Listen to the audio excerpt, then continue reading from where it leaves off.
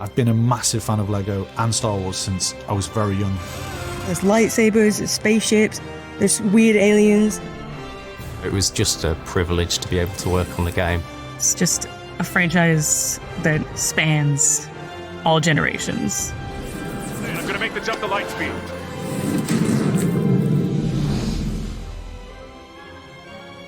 As soon as we started talking about doing a new Lego Star Wars game, the ambition swelled. Because as fans, we love all the movies, and to have the opportunity to tell the whole saga from episode 1 all the way through to episode 9, we knew we had to take it further than we'd ever been.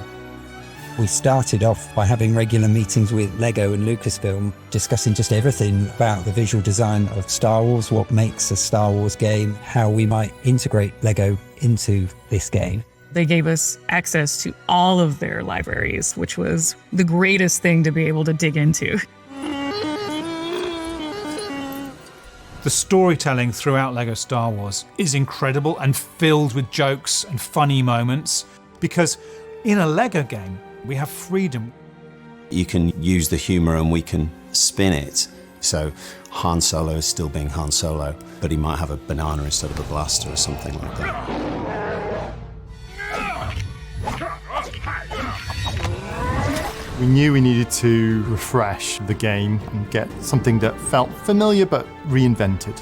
The systems, the frameworks we put in place to enable us to do that over like 100 different gameplay mechanics and all the different systems that make up that game. Real-time processing on the voices. So when you pick up a helmet and you put it on, your voice changes to sound like you're a stormtrooper. Well, looks like you've got a stormtrooper problem you should look into. We're putting a lot of emphasis on the lighting and the environments. We have something like 12,000 materials that were generated for the game, 20,000 unique models, and 26,000 textures. If you're a fan of Lego Company's work, you'll be amazed at the resolution and the amazing work that the models team have done. We get to recreate all of these iconic designs, literally brick by brick. We built the ships entirely out of Lego bricks. So that's not just the exterior of the ship, that's the interior, so you can land inside these ships and walk around in an environment entirely made out of Lego bricks. If you were to build one of our capital ships in real life, it would take millions and millions of bricks. We've designed some of the characters that don't exist as physical models. What we would do is we'd look at the film reference and we'd take existing Lego creatures and characters that are similar, and then what we end up with is something that is as accurate as we could make it. Take the Bantha, for example. So it's just really true to Lego IP and it's really true to the film IP. We wanted an evolution, I suppose. So what we've done is try to keep what's familiar, but really add something a bit more modern in, a bit more fresher. One of the things we've done in this game is we've gone for a third-person camera. With the blaster combat in the game, we really wanted to make it feel more visceral. Now when you use the blaster combat, we bring the camera down, we get into this like third-person perspective, and it just really makes you feel like more in the action, which is pretty great. Using the Force is a huge part of the game. The Jedi, the Sith, they all have this Force power where they can literally pick objects off the floor and fling them about. We really took advantage of that Force power that we haven't done in previous games.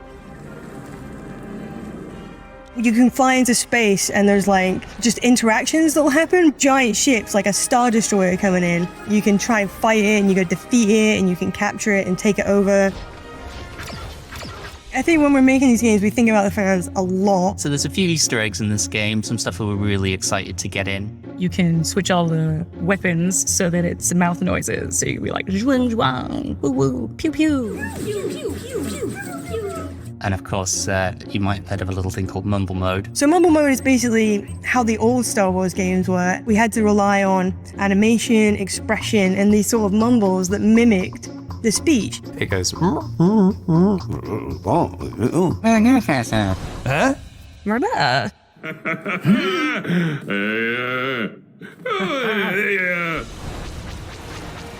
Seeing your work put together on a scale like this really makes it feel like it's something special. This is the ultimate experience of going everywhere in the universe as whatever character you want and really being in Star Wars. and I can't wait for players to see the hard work. It's been a really ambitious project. What they've achieved, they should be rightfully proud of.